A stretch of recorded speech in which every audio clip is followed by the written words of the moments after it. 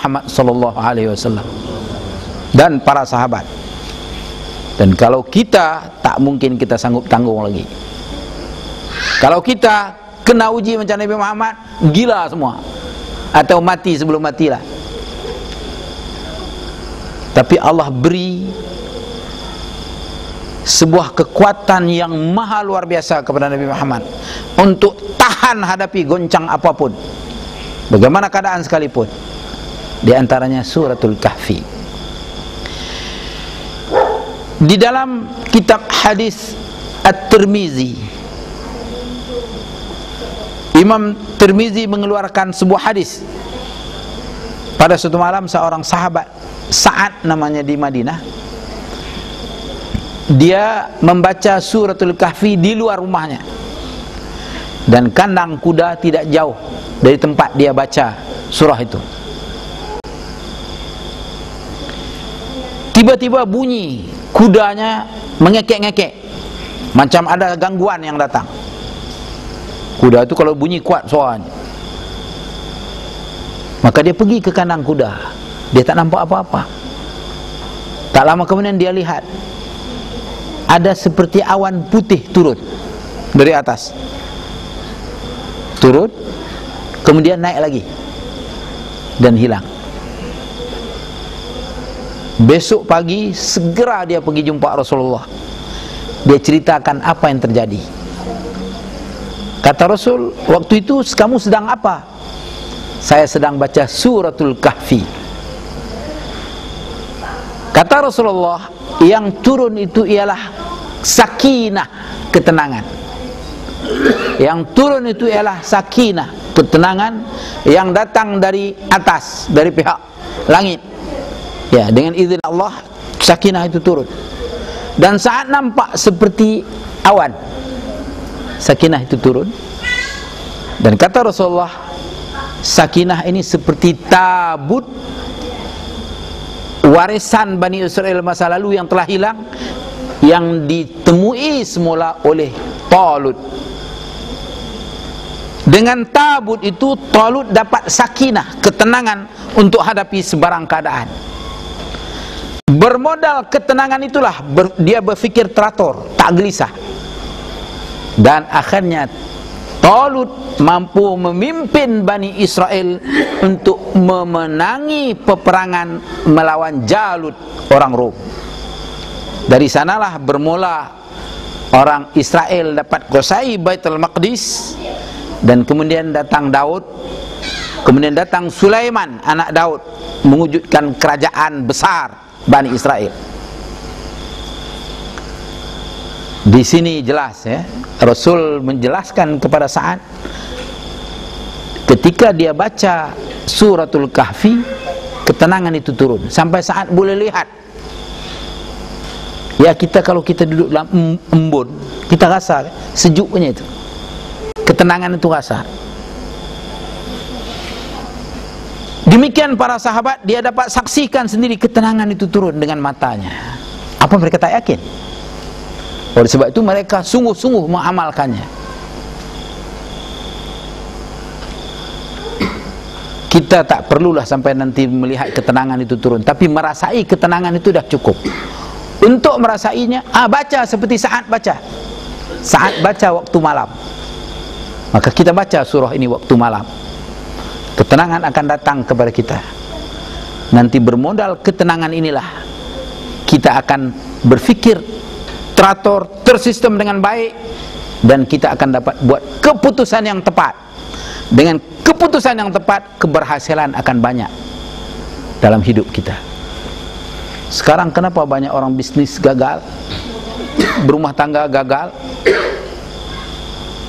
berpolitik gagal?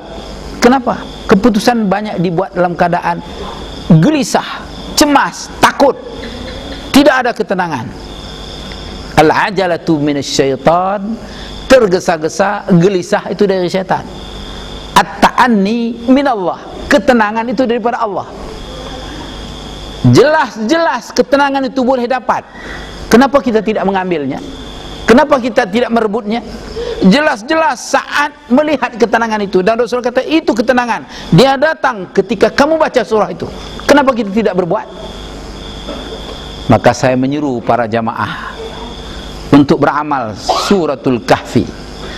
Sekian lama orang baca surah Yasin tiap-tiap malam Jumat. Ya, kekalkan itu. Baik, tambah lagi dengan suratul Kahfi. Bukan malam Jumat saja, setiap malam, untuk memanggil ketenangan dari langit turun kepada kita. Kalau kita punya masyarakat yang tenang, sahabat kita orang tenang-tenang belaka, kita akan dapat melakukan banyak kerja-kerja besar.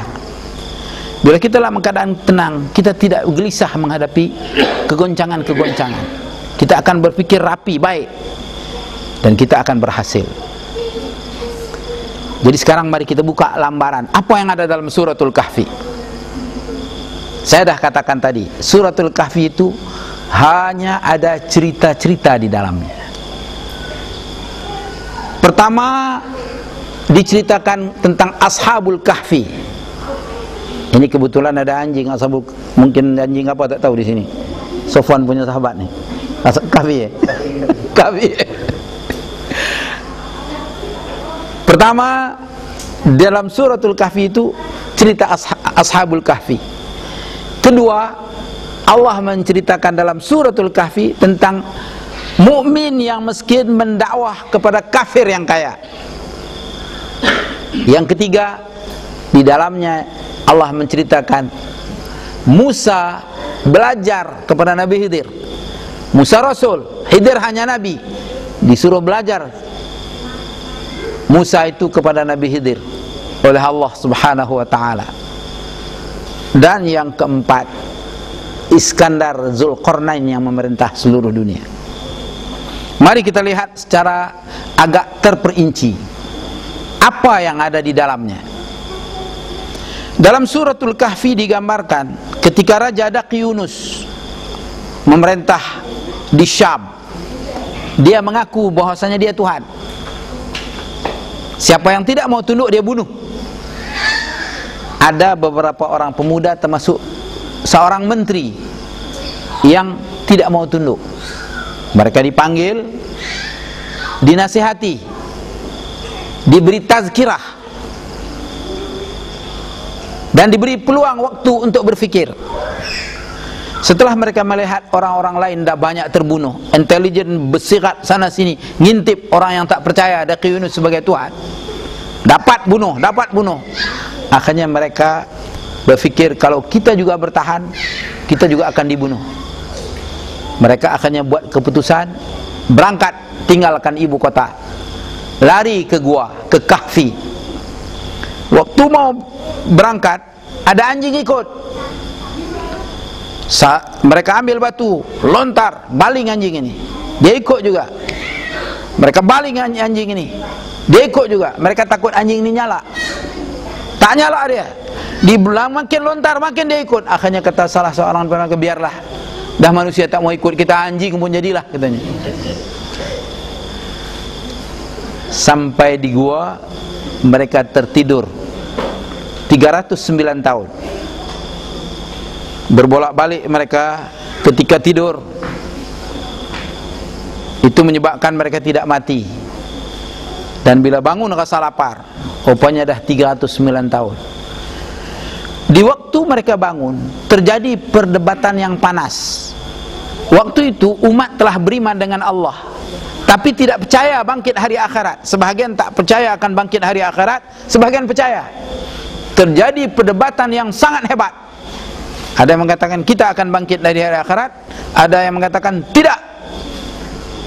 Tiba-tiba muncul ini orang yang 309 tahun yang lalu hilang, tapi sejarahnya ada.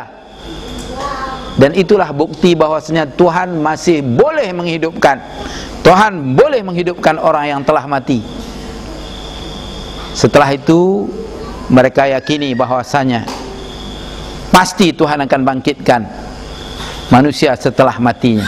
Sebab mereka nyangka ini 309 tahun dah mati. Rupanya bukan mati, tidur aja. Dan akhirnya mereka kembali ke gua. Ya, Ashabul Kahfi yang masuk ke kota kembali ke gua dan tidur dan tidak bangun-bangun lagi. Dan dibangun di atas kubur mereka masjid. Apa maksud ini semua? Maksudnya begini, kalau kita berdakwah menyampaikan kebenaran, tegak akidah yang benar, ketika tekanan datang kuat daripada pihak penguasa, jangan bertahan, lari aja duduk di gunung, lari saja masuk ke hutan, pertahan akidah, jangan cuba lawan, tumbang kita. Udah banyak yang lawan, kawan teman-temannya Ashabul Kahfi ini habis semua dibunuh. Jadi untuk jaga iman, pergi ke puncak-puncak gunung. Sebab itu Rasul ada berpesan, di akhir zaman untuk menjaga iman, larilah ke puncak-puncak gunung, ikut belakang kambing kamu. Maksudnya pergi ke gunung yang tinggi, ikut pelihara kambing. Karena kalau kamu duduk di kota, iman kamu terancam. Tapi tidak warnanya Malaysia ya, tidak suasana Malaysia, tidak. Ini mungkin pernah terjadi di Rusia dulu waktu komunis kuat, atau sekarang seperti di Brazil atau di negara Amerika, seperti tekanan-tekanan yang dihadapi oleh saudara-saudara kita yang minoriti di negara-negara yang benci dengan Muslim yang dituduh teroris. Ya elok lari ke gunung. Fasa kedua, bahagian kedua daripada suratul Kahfi diceritakan orang miskin bertetangga dengan si kaya. Si kaya punya kebun luas. Dia selalu aja dakwah, mengingatkan si kaya supaya percaya kepada Allah, beriman kepada Allah. Si kaya jawab, apa perlu aku beriman pada Allah? Aku lebih banyak anak, lebih banyak harta, lebih banyak kebun. Kau tengok, tak mungkin kebunku akan hancur. Ingat, kata pendakwah, hati-hati kau, Tuhan boleh hapus ini semua, sekelip mata boleh hancur. Ya, seperti yang terjadi di Filipina baru ini kan, sekampung hilang, seperti tsunami, satu negeri hilang. Di Aceh, negeri lain banyak lagi. Tapi dasar orang kaya memang degil. Akhirnya Allah hancurkan semua hartanya. Datang tanah daripada gunung, timbus seperti yang terjadi di Filipina. Untung dia tak ada di situ, dia masih hidup. Besok dia bolak-balik tangannya, alah habis gitu. Kalau sebelumnya aku beriman dengan Allah pun tak jadi begini. Nyesal dia. Apa maksud bahagian yang kedua ini? Maksudnya begini, kalau nak dakwah di fasa kedua, kita orang-orang miskin jangan dakwah kepada pemerintah, dia tangkap kita. Dakwah orang kaya. Orang kaya dia tak boleh tangkap kita, dia tak boleh bunuh kita. Dia ada duit, paling-paling dia gertak. Jadi dakwah orang kaya dulu, ancam si orang kaya dulu, takutkan dia, hati-hati tsunami datang, hati-hati gempa bumi datang. Ini pendakwah-pendakwah kena begini rumah orang kaya, pugut dia. Kau mesti keluarkan duit untuk kembang Islam, kalau tidak nanti tsunami datang. Kau mesti bantu jamaah perjuangan Islam, ramaikan masjid, ramaikan surau, kalau tidak habis nanti. Ribut taufan boleh datang, gempa bumi boleh datang. Tengok di gunung di Pakistan aja hancur. Jadi kalau kita miskin tapi kita cinta Islam, kita nak mau tegak akidah, jangan dakwah pemerintah dulu. Jangan, bahaya. Dakwah orang kaya dulu. Sebab dia tak boleh buat apa-apa pada kita. Dia hanya ada duit, tak ada kuasa di tangan. Kalau dia juga ganggu kita, dia akan ditindak oleh pemerintah. Tengok begitu bagus Allah Ta'ala susun cerita dalam Quran. Fasa ketiga, bila sudah ada orang beriman, di sana diceritakan Nabi Musa yang kuat imannya dengan Nabi Khidir yang banyak hikmahnya. Waktu itu jaga organisasi, jaga perpaduan, jaga jamaah. Nabi Musa disuruh oleh Allah belajar kepada Nabi Khidir. Khidir kata, engkau tak akan mampu belajar daripada saya, engkau tak akan mampu. Kata Nabi Khidir, kalau kau mau belajar boleh saja, tapi jangan tanya syarat jangan tanya, patuh. Baiklah katanya. Berjalan mereka, naik perahu, hampir sampai ke pelabuhan. Khidir ambil kapak itu perahu. Kata Musa, hati-hati, apa kerja ini melanggar syariat. Kata Musa, syariat Musa kan pertahan syariat. Aku dah bagi tahu, jangan tanya, jangan ganggu kalau mau belajar. Oke, minta maaf. Jalan terus. Jalan sampai ke satu tempat, tengok ada anak-anak muda sedang bermain. Khidir tangkap satu dia, patahkan tengkok. Ini lebih dahsyat lagi nih katanya. Udah melampau nih. orang yang dibunuhnya. Aku dah katakan tadi, jangan